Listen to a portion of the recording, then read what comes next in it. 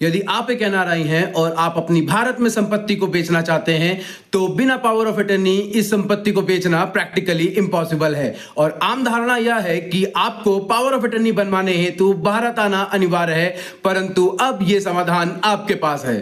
आप जिस देश में रहते हैं उसी देश में रहते हुए आपको पावर ऑफ अटर्नी बनवाने के लिए सबसे पहले इंडियन लीगल फॉर्मेट में पावर ऑफ अटर्नी का ड्राफ्ट तैयार करना पड़ता है, जिसमें वहीं के 2 सिटीजन्स की सारी जानकारियां including their passport information as a witness mention कराना अनिवार्य है। तत्पश्चात वहीं के लोकल ऑथराइज्ड नोटरी ऑफिसर से उस डॉक्यूमेंट को नोटराइज कराना पड़ेगा। उसके बाद उस नोटराइज डॉक्यूमेंट को इंडियन एम्बेसी में भेजना पड़ता है, जिसके बाद वो इंडियन एम्बेसी उस डॉक्यूमेंट को अटैच कर देती है।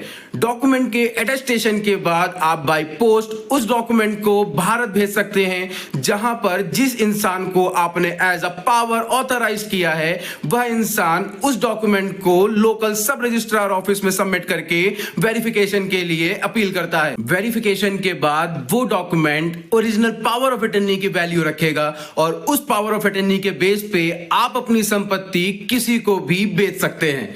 ऐसे ही रियल एस्टेट की सारी जानकारी है तो जुड़े रहें वैदिक समाधान के साथ बाय एडवोकेट मयंक निगम।